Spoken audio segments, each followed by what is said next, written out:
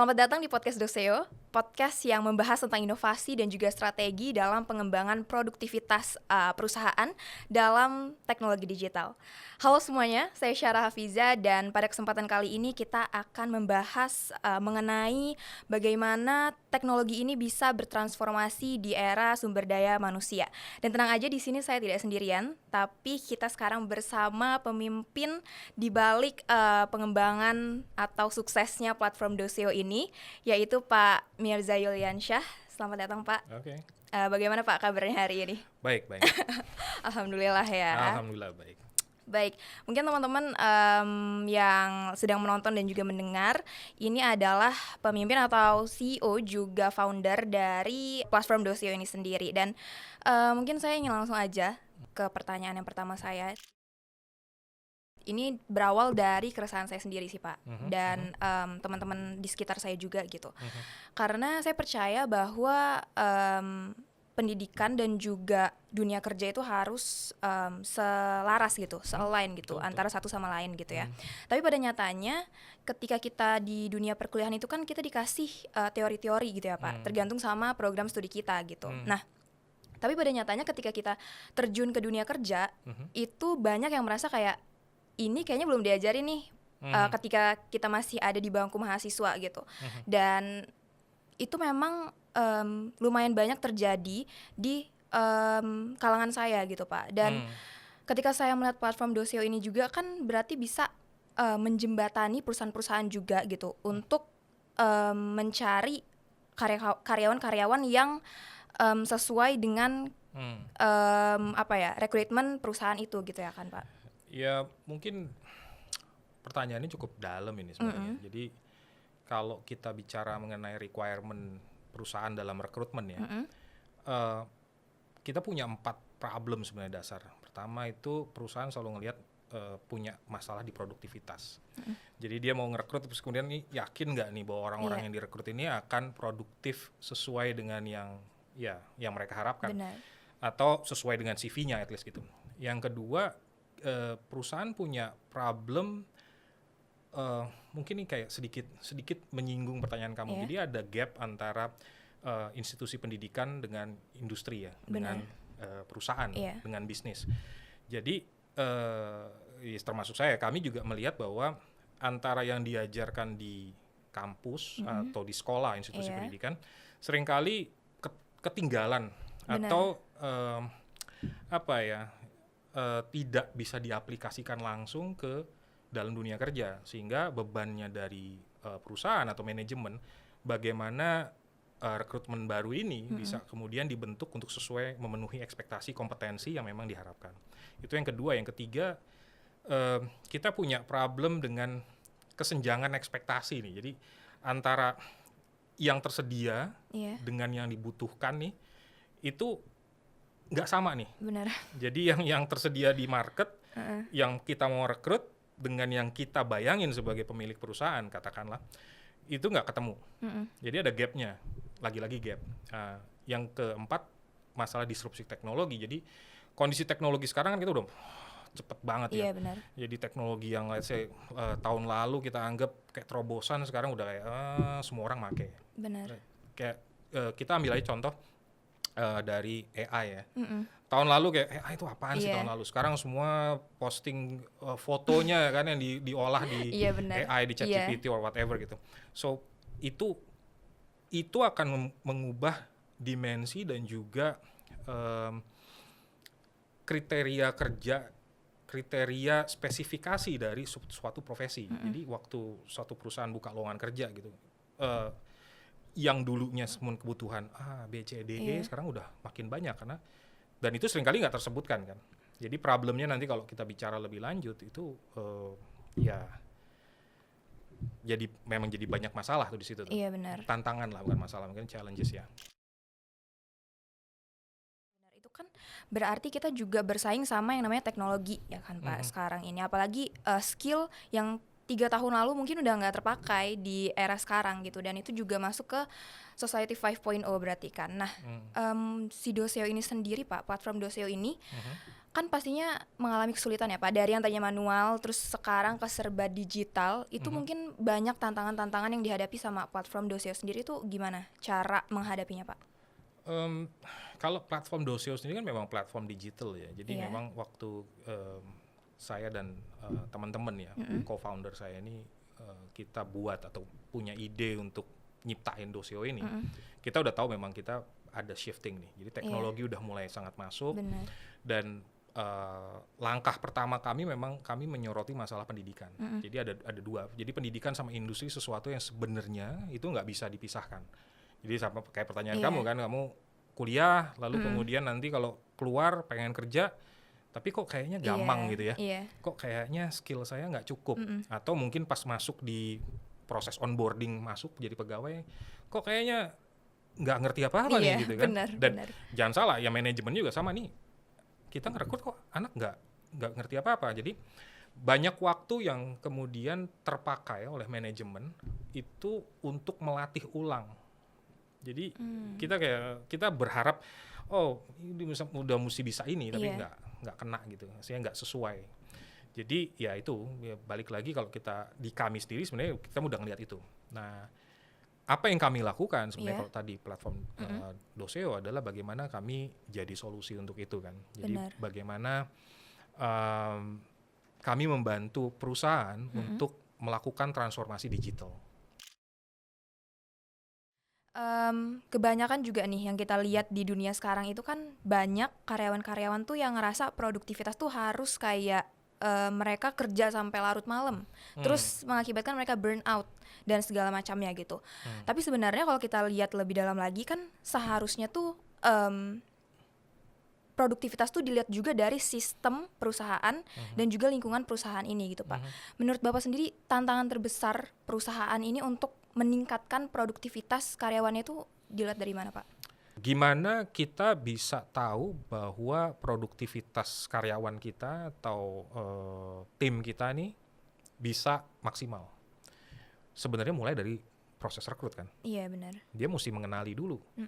Banyak kemudian proses rekrutmen juga tidak dijalankan dengan layak gitu. Alat ukurnya juga nggak jelas. Oke, yang penting masuk. Oke, mungkin mereka punya beberapa perangkat yang mereka pakai. Oke, fine. Oke, setelah masuk nih direkrut, anggaplah itu udah pilihan terbaik dari pool yang udah ada, dari talent pool yang ada. Oke, fine. Nah, berikutnya mereka on board nih, hari pertama masuk. So, pegawai berarti karyawan mesti dijelasin mengenai tata laksana operation perusahaannya. Jadi tugasnya dia ngapain, urutannya apa yang dia harus lakukan, chain of command-nya, dia mesti bertanggung jawab ke siapa, dia mesti laporin ke siapa, dan yang terutama alat ukur keberhasilannya, ya kan? Itu yang sulit ya. Nah, kalau perusahaannya masih kecil, oke, fine. Artinya manajemen bisa dengan langsung ngelihat kan, karena interaksinya kan direct. Jadi dia bisa lihat, si ini begini, dia bisa langsung ukur. Tapi apa yang terjadi bila udah ratusan ribuan gitu ya, misalnya udah, mungkin kalau kami contoh kasus di atas 200 kali ya. Di atas 200 udah kompleks tuh. Jadi udah divisinya udah grow, udah tumbuh, dan kita nggak bisa ngelihat tuh sebenarnya. Sedangkan saat perusahaan tumbuh, kan pasti ada irisan tuh antar departemen. Benar. Seringkali kita mesti nilai, kalau misalnya istilah kerennya kan ada peer assessment atau antara lintas supervisor saling bisa assess kayak gitu.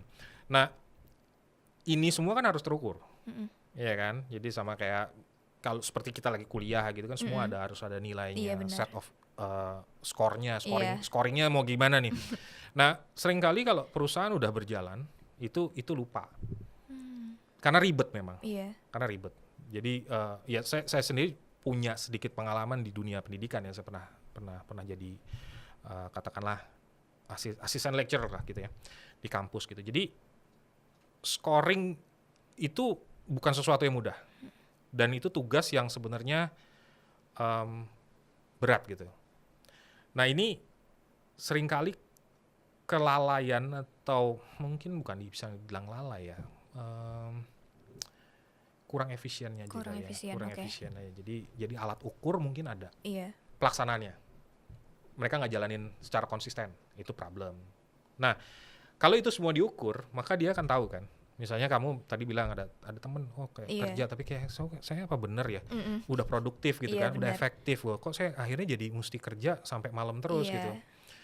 Well, ya mesti dianalisa kan. Kemudian apakah memang load pekerjaannya overwhelming Mm-mm. atau memang ada cara kerjanya yang nggak efektif. Iya. Nah, itu kan perusahaan mesti kemudian bisa mengidentifikasi Mm-mm. itu, terus kemudian bilang, performance kamu bulan ini begini. Kenapa? Ini alat ukurnya ini. Terus kemudian dia mesti bisa bicara kemudian, apa yang bisa kita lakukan atau apa yang bisa manajemen bantu untuk meningkatkan itu. Nah, biasanya kemudian manajemen punya set of training lah. Mm-mm. Biasanya, kelas peningkatan Iya. produktivitas gitu. Ya memang salah satu fungsi dari platform digital itu ya itu. Kita masuk ke skill-skill yang harus karyawan punya. Ini mungkin jadi salah satu keresahan juga para mahasiswa gitu, dimana kalau kita saat kuliah kan emang teori seperti yang saya bilang di awal tadi. Nah, kadang mahasiswa ini suka lupa kalau di dunia kerja itu dibutuhkan juga skill leadership, terus communication skill, terus juga interview mungkin dengan HR yang baik dan benar itu gimana. Dan mungkin ini juga jadi salah satu pertanyaan yang paling besar gitu untuk para mahasiswa. Sebenarnya skill untuk mereka itu bisa masuk ke dunia kerja dengan baik dan udah nggak ada pertanyaan kayak ini kenapa nih gini lagi di dunia kerja gitu. Skill yang paling dibutuhkan itu apa sih Pak untuk para karyawan gitu? Kalau saya berdasarkan pengalaman mungkin ya, saya lebih melihat ke soft skill ya. Jadi lebih ke karakter. Karena karakter adalah fondasi atau dasar untuk kemudian dia bisa ngelakuin technical skill, acquire technical skill.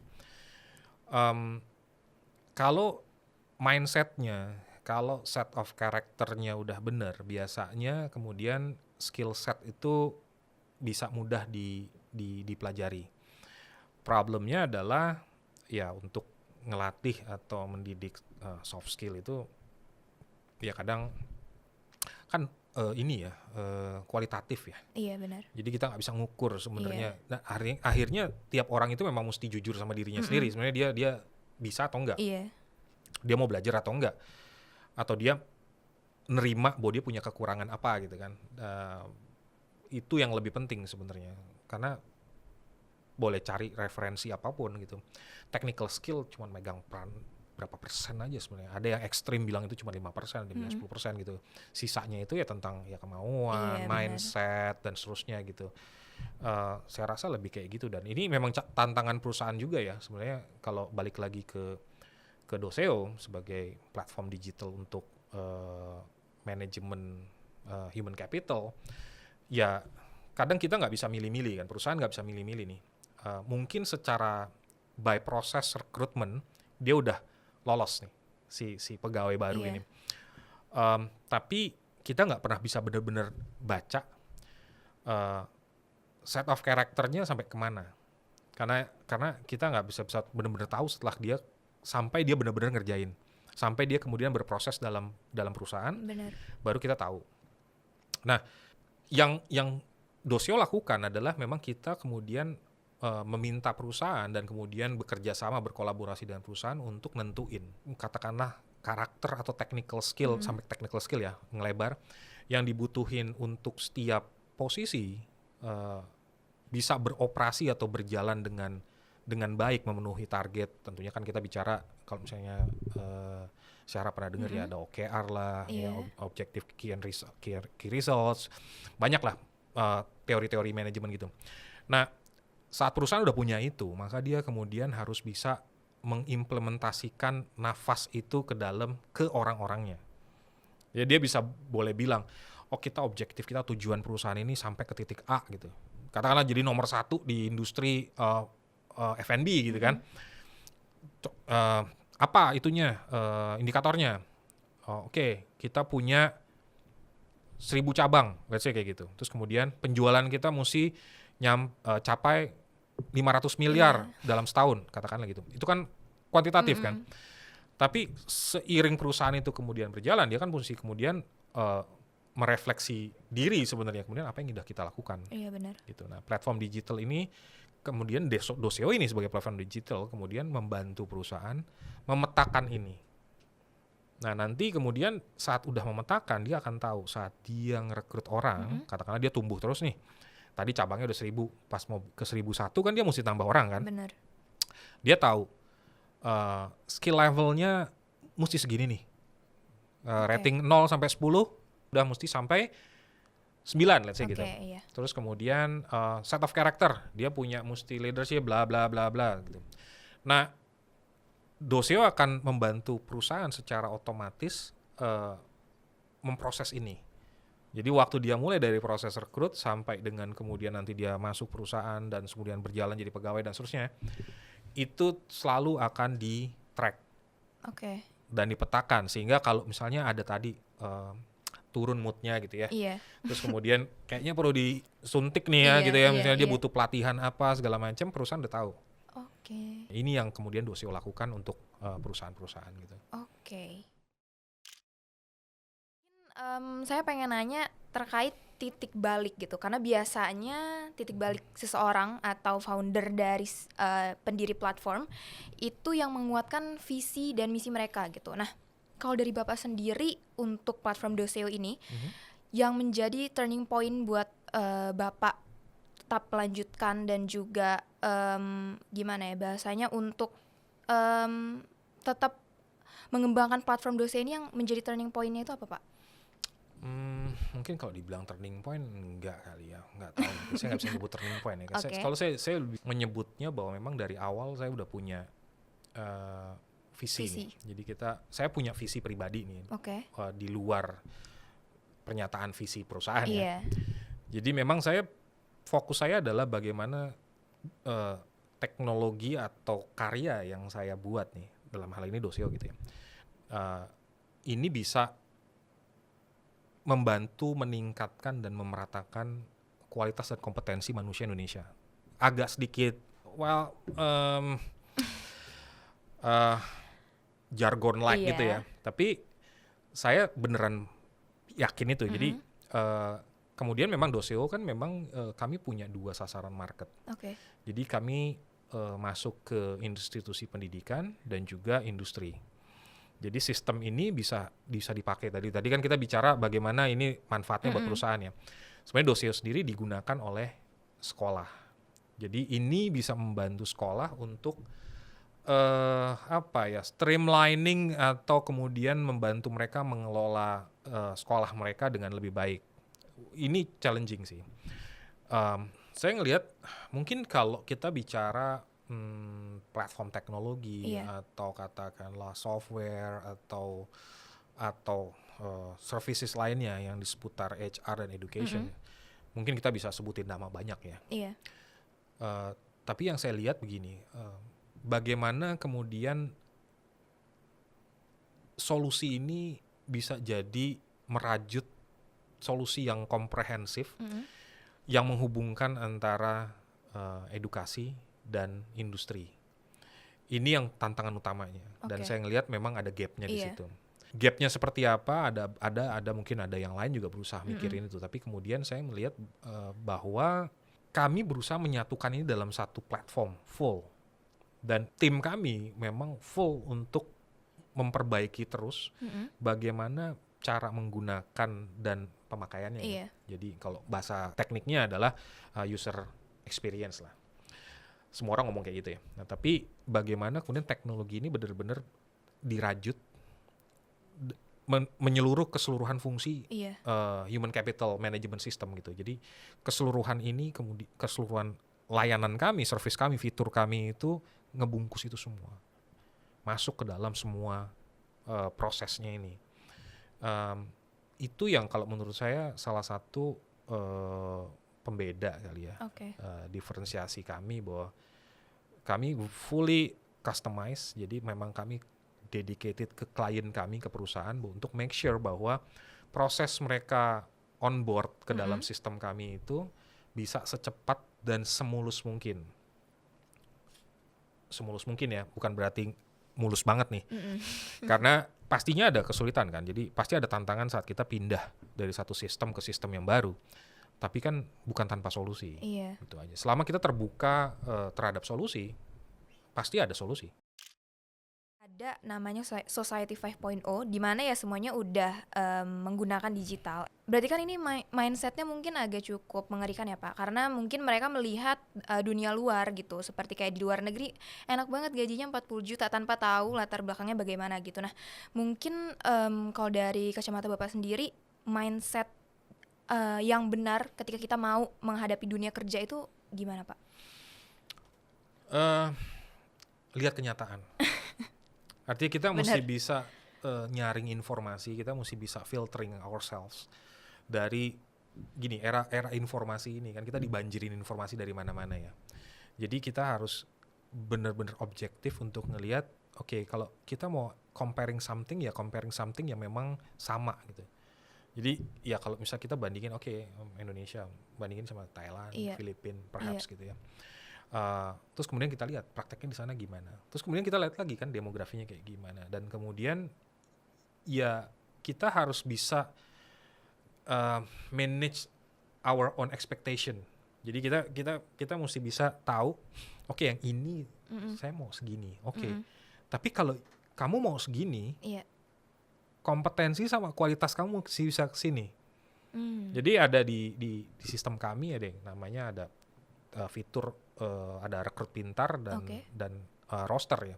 So rekrut pintar ini adalah sebuah alur di mana perusahaan saat dia buka lowongan gitu ya, itu keseluruhan alur prosesnya itu udah automate.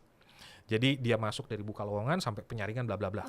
Jadi key point-nya, key parameternya udah di set sehingga dapat.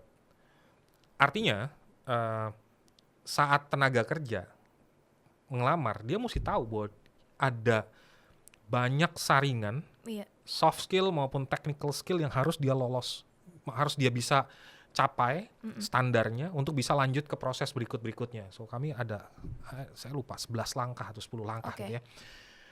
Karena bisa ada langkah yang bisa di skip, ada yang bisa kemudian kita tambahin gitu ya. Jadi kurang lebih segitu. Jadi karyawan atau calon talent pool ya, talent harus siap untuk bisa, dia harus punya kemampuan untuk ngikutin ini semua. Dan saat dia mau kerja, dia harus jadi gini, buka lowongan kerja yang lamar misalnya berapa sih? Perusahaan gede bisa 100 ya, bisa 1000 gitu kan. Kalau posisinya begitu banyak, istilah umum gitu ya. Mungkin yang lamar bisa 1000. Bayangin kamu mesti compete sama 1000. So, kamu kan mesti jadi top gitu. Right? So, karena mereka mungkin hanya hire 10. Jadi rasionya kan jelas. Benar. Dari 1000 hanya diambil 10. Jadi dibandingin punya ekspektasi macam-macam, dengan saya tadi ngejelasin ada alur yang udah memang otomatis kayak gini, dia harus mikir, talent ini harus mikir gimana caranya dirinya bisa ngebentuk dirinya untuk bisa sampai ke titik itu. Nah di kami punya yang namanya roster ya. Roster itu sebenarnya kalau tadi perusahaan initiate, jadi dia mau buka lowongan kerja, terus kemudian dia input ke dalam sistem kami, terus kemudian sistem akan bekerja untuk membantu perusahaan. Nah roster ini adalah ngebantu talent. Jadi talent akan masuk ke daftar ini, terus kemudian dia mesti ngikutin rangkaian tes. Gitu. Dia harus ngikutin rangkaian tes dan rangkaian tes yang sama seperti yang tadi di rekrut pintar, dia harus ikut untuk kemudian di rating. Jadi dia akan berada di top atau di tengah atau di bawah. So kalau dia ada di bawah, ya mau expect apa? Iya dong. Iya benar. Ini kan free market. Jadi perusahaan pasti akan pilih yang terbaik yang dia bisa raih. Benar. Ya tentunya kalau yang ternyata yang terbaik udah ditarik sama perusahaan yang lebih baik. Perusahaan yang di bawahnya ini akan ngambil yang di bawahnya. Tapi kan dari atas turun ke bawah, nggak dari bawah turun ke atas kan. Benar. Jadi untuk anak-anak muda nih yang jadi calon tenaga kerja, talent gitu ya, pikirin gitu gimana kalian bisa ngebentuk diri kalian sendiri untuk bisa menuhin kriteria tadi sehingga kalian di rating memang yang most eligible talent. Benar. Layak rekrut. Nah, kalau udah kayak gitu kan, and then you have high expectation, ya oke, tapi high expectation comes with, ya kalau kayak film Spider-Man kan, high responsibility, big responsibility, right? So dia harus setelah dia dia tersaring, dia memenuhi kriteria, dia bagus, dia top, dia 10 dari 1000 gitu kan. Setelah masuk melempem kayak kerupuk keanginan, digigit alot, ya nggak kemana-mana juga. Benar kan? Iya. Jadi saat dia udah masuk, dia nggak berhenti di situ loh. Dia harus terus ningkatin dirinya untuk bisa ngikutin karir path tadi, karir jenjang karirnya. Nah di Dosio juga kita nyiapin itu. Jadi perusahaan itu kita arahkan untuk mastiin bahwa produktivitas itu memang bisa termanage. Jadi perusahaan-perusahaan gede ini khususnya pasti ya, karena mereka yang punya, biasanya kalau perusahaan lebih gede mereka punya jenjang karir yang lebih jelas. Dari staff baru masuk, terus kemudian dia mungkin baru magang pertama kali, terus kemudian nanti dapat kontrak 1 tahun, dan kemudian pegawai tetap dan seterusnya, baru ngikutin jenjang ininya, levelnya, naik ke supervisor, junior manager dan seterusnya sampai atas. Nah, ingat ini jenjang loh, naik terus kan, promosi punya set of score, value, achievement yang mesti diikuti. Jadi dia harus bisa ngejaga bahwa saya mesti harus belajar terus, saya mesti mastiin bahwa performance saya bagus, lalu bisa kemudian ekspektasi naik. Right? Kan kalau ekspektasi naik kan dia apa? Dia naik jabatan, maka dengan itu gajinya naik dan seterusnya. Dan atau ya tadi dan seterusnya gitu. Nah, jadi sebelum dia menumbuhkan imajinasi atau mimpi liarnya dia mengenai dunia itu seharusnya memberi dia apa, dia mestinya lebih berpikir apa yang bisa saya pupuk untuk diri saya sendiri untuk saya bisa memberikan yang lebih baik buat dunia atau perusahaan. Kalau misalnya dia bicara gimana bisa dapat better position, bigger salary, dia harus numbuhin dirinya dia sendiri. Jadi mungkin makanya tadi saya bilang ya, jadi mindset, set of character itu yang lebih penting. Dia sadar sehingga nggak membabi buta gitu kayak liar gitu kan pokoknya.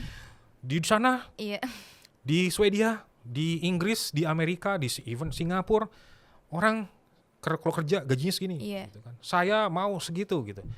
Ya saya akan bilang, go there. Bisa nggak? No. Kalau kamu bisa, kamu udah di sana. Right? So kalau kamu mau sana, kamu bilang ke sana, bikin diri kamu bisa eligible to be hired there. Jadi berikan tuntutan terbesar atau ekspektasi terbesar ke diri sendiri. Jangan minta orang lain yang nyediain kayak, saya pengen perusahaan yang ngasih saya kehidupan yang lebih baik gitu. Kenapa perusahaan harus gitu? Itu kan berarti kita harus tahu career path kita kan, Pak. Setelah kita misalkan lulus kuliah mau kemana gitu. Tapi banyak banget nih teman-teman aku juga yang kayak gimana ya, mereka mendingan cuti setahun dulu daripada masuk ke perusahaan yang menurut mereka nggak align sama mereka nih. Misalkan mereka mau ke Big Four atau ke top consultant, FMCG gitu-gitu. Itu kan berarti emang harus mempersiapkan diri yang lebih dari orang lain mungkin ya gitu. Nah, itu kan berarti harus punya responsibility yang tinggi juga ya, Pak. Kalau mau masuk ke perusahaan yang besar kan bukan semata-mata kayak cuman dari top university terus GPA-nya besar gitu, tapi juga harus mempersiapkan diri mereka matang-matang gitu. Nah, kalau dari Bapak sendiri setuju nggak sih kalau misalkan kita mau ke perusahaan yang besar nih, lebih baik kita mempersiapkan diri dulu daripada kita mencoba ke perusahaan yang mungkin bisa dibilang tidak sebagus apa yang mau kita raih gitu. Ini menarik. Gini, ini sebenarnya tergantung dengan kesadaran diri si A ini, siapapun itu, mengenai kemampuan dirinya sendiri. Dia harus tahu kualitas dirinya dia sendiri. Pertama mesti itu. Jadi dia mau cuti 3 tahun pun kalau memang dia nggak bisa skornya. Nah, ya tadi saya bilang rekrut pintar atau roster tadi kan. Itu kan ngebantu untuk, kalau roster ngebantu untuk dia tahu nih, dia sebenarnya by rating levelnya di mana sih, sehingga dia sadar diri. Jadi kalau dia ternyata kurang, dia harus nambah, dia mesti dapat pelatihan apa untuk ningkatin skillnya dia, ya kan? Kalau enggak, dia akan terbuai gitu, ya. Jadi dia akan terbuai. Saya mungkin lulusan universitas apa, mungkin IP saya sekian Iya. gitu. Terus saya pengen impian saya adalah masuk ke kampus, ke perusahaan, let's say Big Four Iya. tadi. Nah, ya dia harus sadar, dia mau cuti 1 tahun sampai berapa tahun pun, sadari bahwa tadi yang saya jelasin, perusahaan-perusahaan Big Four atau big Iya. companies yang katakanlah blue chip level lah ya, yang perusahaan TBK besar-besar ini, mereka kan pasti nyari yang terbaik. Iya benar. Gitu. Jadi kalau dia bukan yang terbaik dan dia sadar diri bahwa dia bukan terbaik, ya mimpi boleh, tapi pastikan bahwa memang punya langkahnya untuk mewujudkan itu. Jadi jangan cuma mimpi doang terus kemudian ngapain? 1 tahun nggak kerja terus ngapain? So kalau saya bilang, kalau kemudian kamu udah lulus dan kamu lulus dengan benar ya, bukan cuma sekedar lulus, dan you have big dreams, pengen berkarir, pengen jadi profesional, pengen sukses, mendingan masuk ke dalam perusahaan. Better kalau memang kamu bisa cari tahu memang perusahaan itu punya sistem yang bagus. Nggak harus Big Four, jangan salah, bukan cuma perusahaan yang itu aja yang kemudian punya sistem bagus. Banyak perusahaan yang juga udah mulai sadar untuk ngembangin sistem training yang bagus, sistem tadi peningkatan produktivitas yang bagus. Nah, ya ini sebenarnya kan kita lagi coba, kami Doceo terus berusaha gapai kan. Bagaimana lebih banyak perusahaan memang menggunakan platform kami untuk ya create itu. Pada akhirnya saat perusahaan menggunakan sistem ini di mana semua terukur dan seterusnya, maka visi kami untuk meningkatkan meningkatkan kualitas dan kompetensi manusia Indonesia tercapai kan, karena perusahaan berkontribusi langsung untuk memastikan bahwa ada jelas tracknya mau kemana nih gitu. Benar. Jadi mau itu perusahaan Big Four, under that mungkin bahkan so-so company katakanlah dari sisi pencapaian nilainya ya, evaluasinya ya. Tapi dia memang punya mindset yang big company, jadi dia growing system terus, dia memperbaiki sistem terus. Ya kalau kamu berada di perusahaan yang kayak gitu, kamu bisa belajar banyak yang bisa dibawa ke perusahaan-perusahaan besar tadi. Benar. Gitu. Pasti kan Doceo ini juga udah berkembang lumayan lama gitu ya di platform digital ini, dan mungkin Bapak bisa kasih contoh gitu ya, perusahaan yang bisa kita bilang sudah berhasil gitu karena memakai si platform Doceo ini, Pak. Mungkin bisa diceritakan sedikit. Yang menarik gini, salah satu klien kami gitu ya, itu kemudian saya nggak nyebutin nama ya, itu timnya itu berhasil. Jadi ini dia jaringan, jadi ini global company. Timnya dia menang kompetisi level global. Jadi bayangin, jadi misalnya saya ada satu certain position gitu. Kalau saya nyebut positionnya nanti ketahuan itu perusahaan apa. Saya certain position. Dia ikut kompetisi worldwide, terus kemudian dia leading, dia jadi championnya, jadi juara. Ini perusahaan global. Jadi yang dilakukan adalah dia menggunakan sistem, kalau kami bilangnya ruang kelas ya. Jadi ruang kelas ini sebenarnya basically sebuah fitur yang memang untuk tata kelola pelatihan internal. Jadi perusahaan akan set up materinya di dalam situ, kemudian termasuk alat ukurnya, tesnya dan seterusnya, termasuk impact-nya, lulus nggak lulus, dan kemudian kalau nggak lulus terjadinya apa. Dan atau penggunaan fitur ini secara konsisten, jadi ini dia udah bikin sampai road repeat ya. Jadi per 3 bulan materi prosedur, terus mengenai produk, pengenalan produk dan seterusnya itu setiap 3 bulan diulang lagi. Jadi istilahnya udah benar-benar ngendap di dalam pikiran dan keseharian timnya dia. Nah, dan bahwa dia bisa kemudian, dan itu nggak cuma sekali, berapa kali dia menang level nasional dari sisi penjualan, dari sisi technicalnya, operation. Mungkin itu salah satu yang menarik. Dan dalam pelaksanaannya pun kami sempat nemuin beberapa praktek-praktek fraud juga.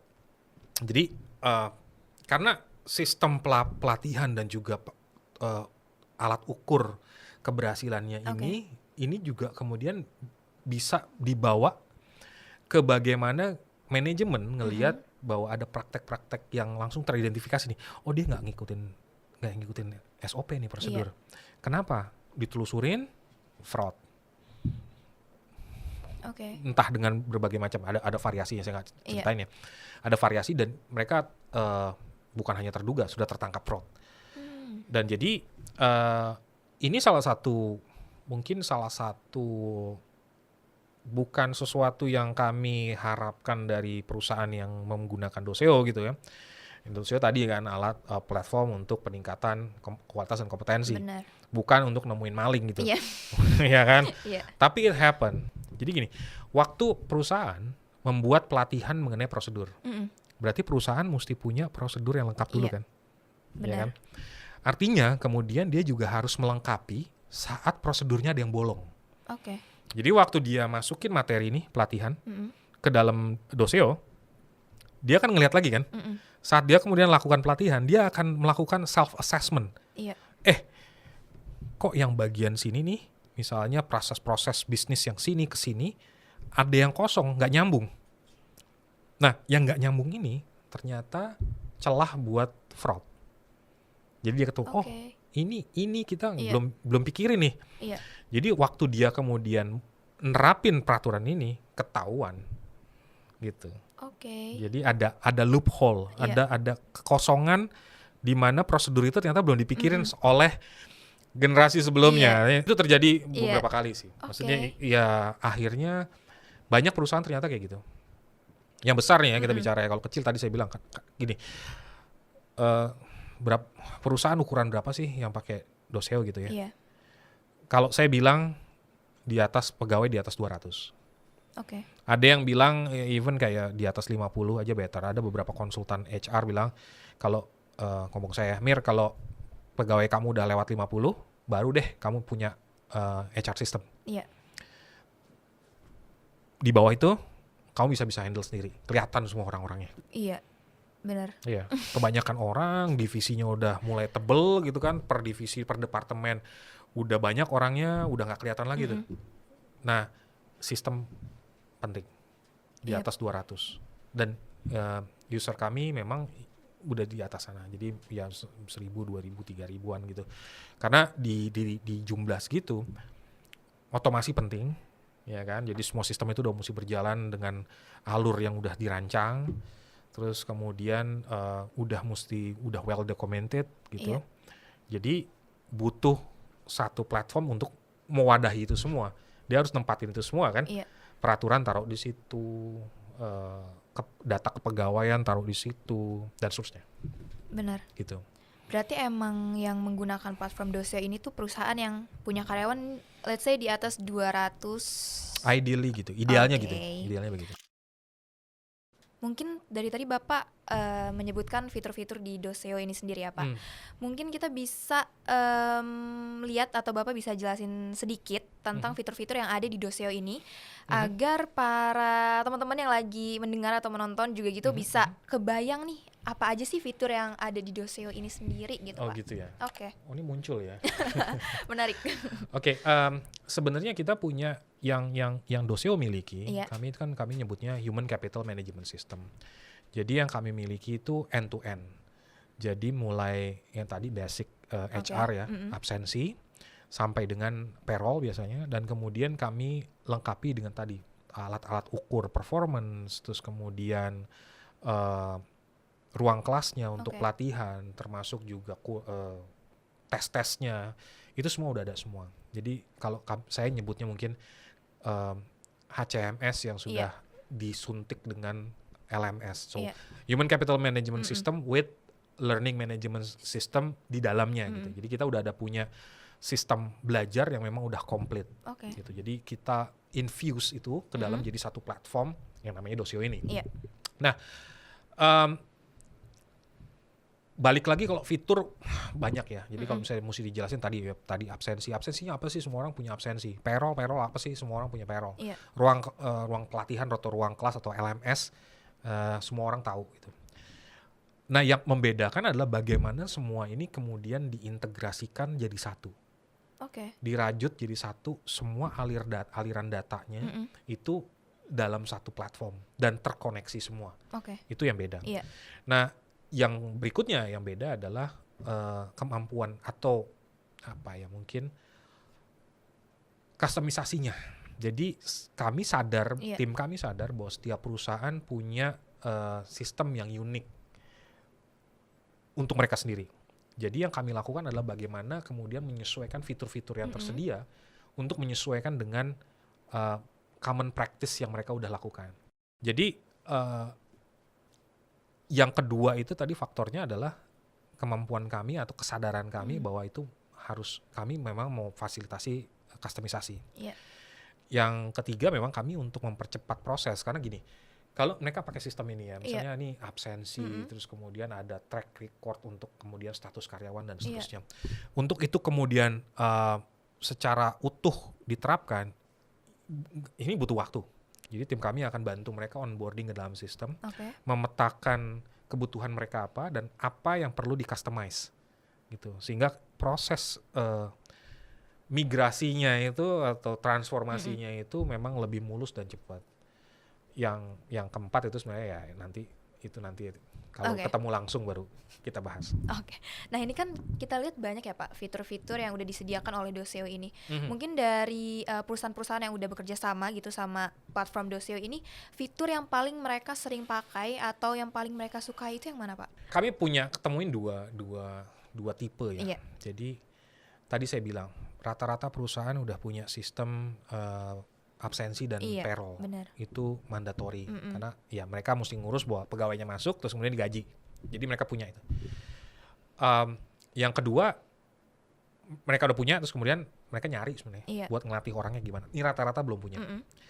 Nah jadi klien kami kebagi jadi dua ini. Ada yang memang kita udah punya absensi dan payroll system. Kita pengen buat training dan memastikan bahwa pegawai kita itu kita bisa track pemahamannya dia tentang prosedur, produk dan seterusnya. Jadi lebih ke arah dipakai, kalau kami nyebutnya paket belajar. Ya, paket belajar tuh yang larinya ke arah ruang kelas, nantinya kemudian kalau kita tracking pemahaman mereka, terus kemudian mereka butuh training apa segala macam ada di situ. Lalu kami punya paket personalia. Paket personalia itu yang lebih ke arah absensi dan payroll. Nah, ada dua itu tuh sebenarnya yang pakai. Nah, biasanya yang kemudian pakai paket personalia yang tadi absensi dan payroll itu adalah perusahaan yang kemudian mau transformasi digital. Jadi mereka masih pakai absensinya itu pakai fingerprint gitu kan, umum kan. Terus kemudian kan biasanya kalau pakai fingerprint mereka mesti colok USB itu atau kadang-kadang udah connect langsung ke komputer. Terus kemudian mesti mindahin data dari software absensi ke payroll. Terus kemudian baru mereka proses ngitung kan. Kalau dia absen maka dihitung dikurangin misalnya dengan dia telat atau dia kemudian nggak masuk dan seterusnya. Itu umumnya begitu. Nah yang kemudian klien kami yang versi ini nih yang kategori ini kelompok ini itu yang memang kemudian mereka mau mindahin semua. Jadi mereka pengen semua dalam satu proses, semua dalam satu platform itu bisa dilakukan dari ya udah absen di situ, langsung hitung di situ, ngajuin izin di situ. Perhitungan cuti juga di situ, sampai nanti perhitungan bonusnya juga dari situ, ntar dihitung di ujungnya, payrollnya itu keluar di akhir bulan, gajinya berapa. Jadi tim HR perusahaan ya udah tinggal terima jadi terakhir, dia akan ngecek. Jadi once HR timnya udah input datanya, ya udah itu akan masuk kan, prosesnya udah langsung jalan. Mereka tinggal keluar terus kemudian tinggal bayar gaji tiap bulan. Berarti bisa memudahkan tim HR juga ya Pak? Sangat. Jadi memang ya sebenarnya gini, ini kalau kami bilangnya gini, kami bilangnya adalah dengan sistem ini maka tim HR akan lebih efektif dan efisien untuk berpikir bagaimana meningkatkan produktivitas timnya atau karyawan. Dibandingin ngitungin yang tadi, tadi masuk mindahin data masuk ke spreadsheet manual kayak gitu. Jadi yang manual ini dihilangin, terus kemudian fungsinya HR bener-bener managing SDM, memanage sumber daya manusia, which is ya tadi kalau dia ngelihat ini perlu ditingkatkan, perlu dikasih pelatihannya seperti apa, dia akan nyari gimana metodenya penyampaian dan seterusnya. Dia bisa memakai paket belajarnya Doceo. Jadi di bagian yang manual tadi yang untuk absensi dan payroll itu udah otomatis semua di paketnya personalnya Doceo. Nah dengan ini maka mereka bisa mikir lebih kreatif. dengan sistem ini, sehingga Benar. waktu sistem absensi dan payroll-nya itu mereka pindahin ke dalam Doceo, mereka bisa mikir, oke, saya bisa gimana caranya tadi meningkatkan produktivitas tim, Iya. sales, terus tim operational, atau tadi kalau misalnya dia manufacturing, buruh pabriknya, Iya. gimana caranya meminimalkan defect barang-barang yang nggak lolos saringan Iya. QC gitu kan. Jadi hal-hal ini bisa diterapin dengan karena mereka punya waktu dan mungkin ketenangan pikiran, nggak overload gitu, Iya. untuk mikir banyak hal. Oke. Kayak gitu. Kalau di fitur absen nih Pak, saya tuh sering menemukan ya dari teman-teman orang tua saya gitu ya. Biasanya mereka menggunakan fitur absen nih. Biasanya ada yang pakai selfie gitu. Nah, itu biasanya mereka masih di rumah tapi udah absen gitu Pak. Kalau Doceo sendiri ada nggak sih kayak fitur yang bisa nangkep kalau ini cheating ya istilahnya? Berarti kan curang gitu, belum nyampe Oke. kantor. Kami gini, di kami udah ada solusinya untuk itu, Oke. tapi cheating itu very multidimensional. Iya, benar. Jadi nggak ada teknologi yang nggak bisa di bridge. Iya benar. Nah, yang kami lakukan adalah, jadi begini, misalnya dia yang kami lakukan ya. Jadi misalnya itu kan pencet tuh absen masuk kan. Iya. Nah itu dia hanya bisa klik absen masuk Oke. itu bila dia berada dalam radius lokasi kantornya. Oke. Jadi dia di lock. Jadi bila HP-nya dibaca bahwa dia tidak berada dalam radius, kemarin kita set 50 meter ya. Basically perusahaan bisa beda-beda, tapi standarnya kami 50 meter. Oke. Misalnya ini kantor nih ya, Iya. terus kemudian kita 50 meter segini. Dia harus berada di dalam radius ini. Oke. Baru bisa dia nge-tap masuk absen. Dan kalau mau lebih detail lagi, dia juga mesti foto. Iya. Jadi dia foto dengan emang lokasinya udah dikunci di radiusnya Benar. lokasi kantor. Itu yang kami lakukan. Pertanyaannya mungkin, Pak, kalau kayak gitu masih bisa cheating nggak? Mungkin ada yang kemudian, Pak, tapi kan bisa begini. Betul. Nggak ada yang Iya. Benar. semua bisa dihack. Gitu. Jadi ada yang kemudian fotonya bisa aja, Pak, kalau misalnya pakai foto gitu kan. Ya even ada yang pakai foto, masang foto kan. Iya. Jadi Oh, misalnya iya. HP temen gitu Benar. kan, terus kemudian dia pasangin fotonya ukuran ini, terus dia moto kayak gini kan. Even Iya. itu udah pakai sistemnya, udah pakai face record ya. Even pakai face record pun masih bisa di cheat. Gitu. Jadi Benar. ya akhirnya memang balik lagi ke bagaimana kita rekrut karyawan yang benar, Iya. dengan attitude dan karakter, dengan mindset, dengan mental yang benar, sopan santun, etika dan seterusnya. Benar. Dan kemudian bagaimana kita bisa menjaga itu. Iya. Karena bisa aja dia mungkin masuknya bagus, tapi kemudian berada di perusahaan yang nggak terlalu merhatiin itu, dia jadi jelek. Iya. Bisa aja kan? Bisa. Banyak orang yang masuknya murni, keluar-keluar kok jadi maling gitu. Ya, it happen gitu. Iya, benar. Nah, pasti kalau di setiap perusahaan itu kan ada inovasi-inovasi nih Pak yang terbaru atau pengen dikembangin nih di suatu platform dia gitu. Kalau dari Doceo atau Bapak sendiri ada nggak sih kayak fitur yang pengen banget nih dibuat atau inovasi yang lagi dijalanin itu ada Pak? Jadi yang mungkin PR-nya kali ya. Oke. Mungkin ini yang kami mau akan terus kembangkan. Iya. Jadi kami memang lagi terus set, katakanlah mungkin rasio kali ya. Rasio tuh kayak bagaimana kita bisa ngukur sesuatu itu standarnya di mana. Iya. Katakanlah kalau dia overtime 5 kali, sebenarnya itu overtime 5 hari berturut-turut itu bad for mood kerja gitu kan. Benar. Nah, yang kita mau cari kayak gitu, dan itu dalam semua aspek HR ya. Oke. Jadi misalnya berapa banyak dia, misalnya minimal dia harus bisa dia nggak boleh izin lebih daripada 3 hari. Terus kemudian performance dia mesti nilainya di segini. Iya. Karakter dia mesti di ini. Nah, yang platform digital dan khususnya Doceo lakukan, dalam hal ini kan saya yang bicara ya, Iya. itu bagaimana kita bisa compiling data untuk jadi insights, untuk jadi rasio, jadi standar. Rumusannya ya gini, dari mulai rasio, kemudian how to achieve that ratio, itu yang lagi kami coba Oke. buat gitu, kami coba rancang sehingga dan arahnya itu ke spesifik ke mungkin ke tiap kategori bisnis ya, kategori industri. Jadi tentunya tadi ya F&B punya rasionya sendiri, punya how to-nya juga sendiri. Terus kemudian manufacturing punya rasionya sendiri. And then let's say healthcare punya rasionya sendiri. And so on. Jadi saat ini kami punya empat fokus kategori industri yang kami sasar.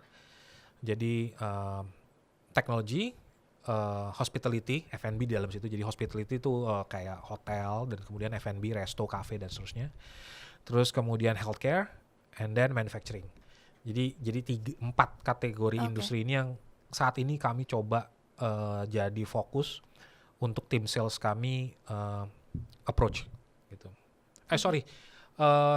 Not really manufacturing. Manufacturing masih baru, itu faktor kelima, finance. Finance. Jadi kami sasar kayak insurance and banking, kayak BPR kayak gitu. Itu yang sebenarnya yang keempat. Kami punya beberapa mungkin banyak ya program yang memang relate ke industri finance. Yang kelima memang manufacturing. Kami lagi coba karena kebetulan gara-garanya karena salah satu our latest clients itu punya unit business manufacturing, makanya this is kayaknya kita bisa nih gitu kan untuk nambahin sasaran ke lini itu gitu, ke industri itu gitu. Kan setiap perusahaan pasti punya kompetitor ya Pak, dan ya itu udah hal yang wajar gitu. Mungkin biar teman-teman yang nonton dan juga dengar itu bisa lebih tertarik ke platform Doseo ini Pak. Apa sih yang membedakan Doseo dari platform-platform digital lain yang mungkin mirip-mirip dengan Doseo ini Pak? Iya, saya biasanya ngelompokin jadi 3 ya. Walaupun bisa jadi 4. Yang pertama itu yang tadi saya bilang, saya mention masalah mengenai platform satu pintu ini. Jadi dari hulu ke hilir ini solusinya ada semua dalam Doseo. Dan salah satu keunikannya tadi bahwa kami infuse LMS ke dalam HCMS. Jadi infuse learning management system ke dalam HCMS. Ya, saya rasa ini sesuatu yang baru ya. Artinya sesuatu yang baru kami lakukan saat ini. But anybody can bisa copy that. But saat ini kami punya konsep bahwa infusing LMS ke dalam HCMS itu adalah salah satu solusi terbaik untuk perusahaan. Karena terkait juga bahwa kami mengintegrasikan dengan institusi pendidikan ya. Jadi salah satu program kami kan adalah mengintegrasikan, atau saya kasih lebih ininya, mengasimilasi institusi pendidikan ke dalam industri. Jadi gimana kemudian kolaborasinya itu benar-benar aktif antara institusi pendidikan dan industri. Itu yang pertama. Yang kedua, masalah tingkat kemampuan tim kami untuk mengcustom ini. Jadi kami paham tadi saya bilang sadar bahwa setiap perusahaan punya keunikannya masing-masing, sehingga untuk dapat solusi yang terbaik saat mereka mau mutusin kayak klien kami bilang kita memang programnya itu waktu kita launching tuh ya, kita diundang sama meeting besar direksi segala macam, jadi kayak event rame-rame ada kali 50 hampir 100 orang datang gitu. Judulnya besarnya gitu, transformasi digital human resource management system gitu. Jadi memang judul besarnya itu. Jadi kami paham saat perusahaan ngambil langkah itu, maka kami mesti siap untuk bisa memfasilitasi seluruh bentuk customisasinya. Yang ketiga adalah tadi tim onboard kami, memastikan bahwa tim perusahaan ini bisa secepat mungkin pakai sistem kami. Karena semakin cepat sistem itu dipakai, akan muncul, akan bisa ditemukan hal-hal yang memang masih dibutuhkan sama mereka ya, sehingga semakin cepat di onboard, makin cepat pakai, mereka akan dapat manfaatnya lebih cepat. Gitu aja, simple. Yang keempat, nah ini sebenarnya agak nggak enak ngomongnya. Artinya ya kalau mungkin bahasa halusnya harga kami kompetitif. Nah gitu. Mungkin kayak gitu ya. Nah, ya, nggak usah bahas yang punya kebanyakan. Kalau saya dengar dari penjelasan Pak Mirza tadi itu sangat tertarik, apalagi kalau saya menjadi perusahaan gitu ya, pastinya pengen banget nyoba platform Doseo ini gitu. Nah, mungkin perusahaan-perusahaan lagi nonton atau juga mendengar podcast ini gitu Pak, pengen nyoba platform Doseo ini tuh bisa mulai dari mana Pak? Sebenarnya di dalam platform kami itu udah ada kalau mau nanya ya, inquire segala macam. But paling simple sih memang langsung hubungin ke tim sales kami ya. Oke. Nanti kita akan sertakan mungkin di belakang ya. Oke. Jadi kalau mau kontak ke tim kami, sales siapa dan nomornya berapa, nanti kita bisa inform lebih lanjut kayak gitu. Oke.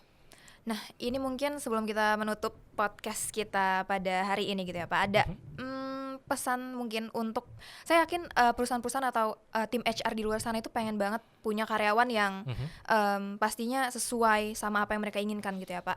Tapi mungkin ada nggak sih dari Bapak sendiri pesan untuk leaders gitu atau HR atau perusahaan di luar sana yang pengen meningkatkan kualitas karyawan-karyawan mereka gitu Pak? Iya. Mungkin untuk perusahaan-perusahaan dan khususnya pemegang keputusan ya. Jadi mungkin direksinya ya, lebih khususnya ke direksi. Kalau saya ngelihat mungkin ini ya, jangan takut untuk ngambil keputusan. Oke. Ya tentunya kalau saya bicara dari Doseo, ya saya akan bilang pakai Doseo. Tapi apapun itu, katakanlah, jangan ragu untuk mengambil langkah pertama untuk transformasi. Oke. Jangan ragu untuk ngambil langkah pertama untuk buat perusahaan Anda ini, pemilik bisnis, untuk jadi lebih baik. Dan di era sekarang teknologi akan sangat membantu. Oke. Tentunya saya tadi balik lagi ya, kalau kayak Doseo bisa dapet yang tadi ceritain. Tapi pun kalau tidak, dengan Anda mengambil atau dengan pemilik bisnis ini ngambil keputusan untuk transformasi digital menggunakan platform, mungkin kita bisa sama-sama mencapai tadi visi saya. Benar. Meningkatkan kualitas dan kompetensi manusia Indonesia. Tujuan utamanya kan itu. Kita mau jadi negara yang memang yang bisa terbaik gitu ya. Ya, dengan kadarnya sendiri ya. Akan terus berproses. Kita punya target dan seterusnya. Nah, saat pemilik bisnis ngambil keputusan itu, maka dia akan berkontribusi ke situ. Oke. Thank you so much Pak Mirza yang udah sharing-sharing pengalamannya dan juga menjelaskan platform Doseo ini yang sangat menarik dan juga insightful. Buat teman-teman yang mungkin masih penasaran atau pengen lebih tahu lebih dalam lagi tentang platform Doseo ini, bisa langsung aja ke website kami di www.doseo.id atau juga bisa langsung aja hubungi tim kami untuk demo produk Doseo ini. Dan sampai jumpa di episode selanjutnya.